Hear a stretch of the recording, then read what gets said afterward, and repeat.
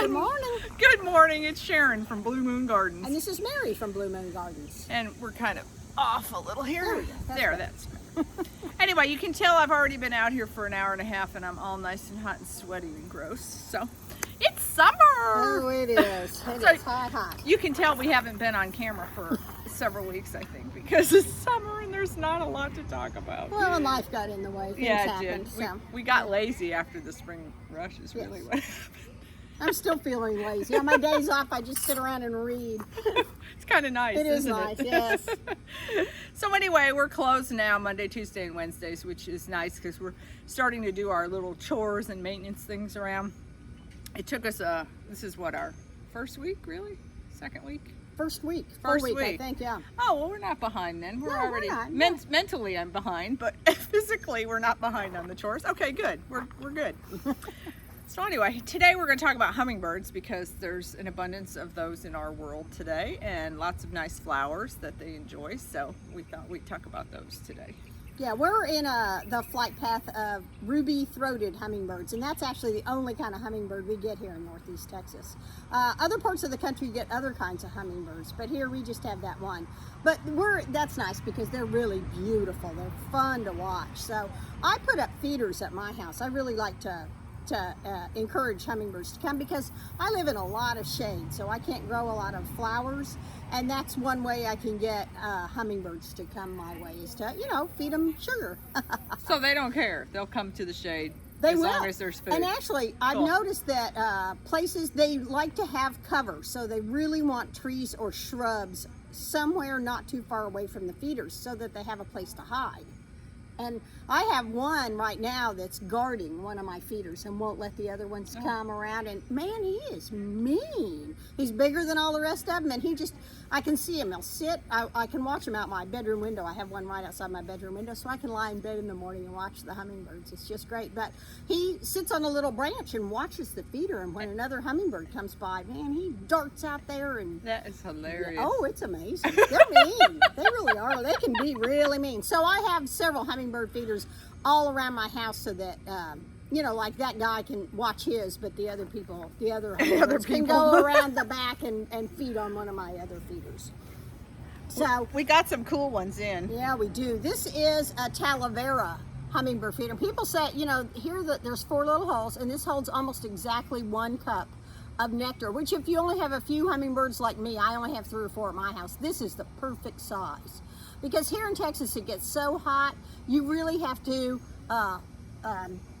clean your feeders once a week because they grow mold. This is a really nice one. This is an art glass feeder, really pretty. But I personally don't like these because I find them really hard to clean. I like the kinds that come You don't apart. like to see the grunge in the middle. Not at all. That Talavera one would hide Yeah, you don't see it at all. And I just use baby bottle scrubbers, brushes that are on a long handle, and they are really good for cleaning hummingbirds. I mean, could you put bleach in there but then it's nasty. Well, then you have to be careful not to, like if you use... It needs to be rinsed really well. It does. It needs to be rinsed really well. Okay. But that probably wouldn't be a bad idea to put bleach in there. So I make up my own nectar too. I do 3/4 of a cup of sugar, and then I fill up a 4-cup so it's like, I don't know, less than 1 part sugar to 3 parts water is basically my formula. And I put it in my microwave, and I'll microwave it for 5 minutes until it gets really hot. And then let it sit. And if I have extra, I put it in my refrigerator and store it in there. But usually I just fill up all my feeders with that. And I haven't figured out how much it takes for 1 week, and that's about right. So I've heard you don't really have to color it red. Oh, no, not at all. Okay. And my feeders have red on them, but it's funny because they seem to find it no matter what color they are. Like you'll notice one of those feeders was blue. Right. And the Talavera feeder I have has very little red on it, but they find it. But interesting, well, I've never had feeders. I've just been lucky enough to have sun where you can have flowers. Have flowers, right. So, but interesting, we were pulling stuff for talking this morning, and mostly everything is orange or red, which I find very fascinating. I mean, it's not exclusive. They don't just go to orange. No, but I have read before that they've decided, researchers, that they like the red tones best. They obviously can see those the best, and that's what draws them in. But it's more about the shape of the flower than the color of the flower. So hummingbirds like trumpet-shaped flowers. Yeah, here's that salvia we talked about before. That's that skyscraper series of salvia, which has those nice long tubular flowers, and that's the kind of shape of flower that the hummingbirds, because they're, what do you call that, proboscis? That's exactly what it's called. It's actually like their tongue is like a straw, so they stick it out and it can go out, I think, almost 6 inches. Wow. Yeah. Whoops, knock that down. Oh, and there's Hank. Yeah, and here's this is my new favorite for the year. Every year I find something that I just can't stop talking about. So this is that Fay Chapel salvia, and it's about 3.5 feet tall, maybe almost 4 now. And that color is great. It's so bright. And it hasn't stopped blooming since spring. I just discovered it, and I'm not even, I assume it's winter hardy because it's all over Roger's garden. So, maybe it just reseeds real well. I don't know, but Yeah, I'm going to find out more about this plant because I am enamored. Yeah, it's doing great at my house.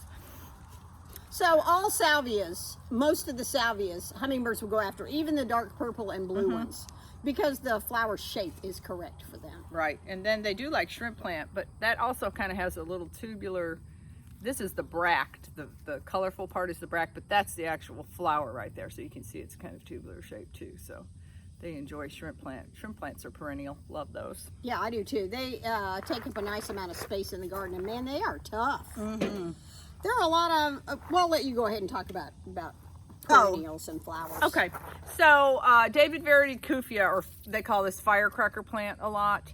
And what's nice about David Verity is it blooms from the time it starts to grow in the spring until fall, the whole time. So you get lots of flowers, so the hummingbirds can enjoy it for a really long time. And you don't have to deadhead? There's some nice little leafhoppers on there too. Oh, I was going to say, and it doesn't get very many no, it insects. doesn't bother It really them. doesn't. Yeah. So. Yeah, you just need to mulch this guy because it isn't always winter hardy. If our winters are tough, you never know with it. So, but then flame Acanthus also has that same kind of look. Acanthus is the botanical name, and it's a Texas native plant. It's kind of a woody shrub. Yeah, and there's the flower on it, which is very attractive. And so it gets pretty big, like 4 or 5 feet tall, wide. Yeah, it makes a nice big pretty plant, but lots of flowers all summer and fall on it, and it comes back every year. And then Roselia, which we used to think wasn't winter hardy, but now we've had reports of it being winter hardy here and there. I think it kind of needs a little protection personally. I had one little flower I can show you there on it, but love the look of the plant, real grassy looking and fun. Yeah, kind of ferny, crispy. Yeah, it can go in the ground, but it really makes beautiful pots too, but the hummers love that. And then firebush. I'll hold this. Okay, good.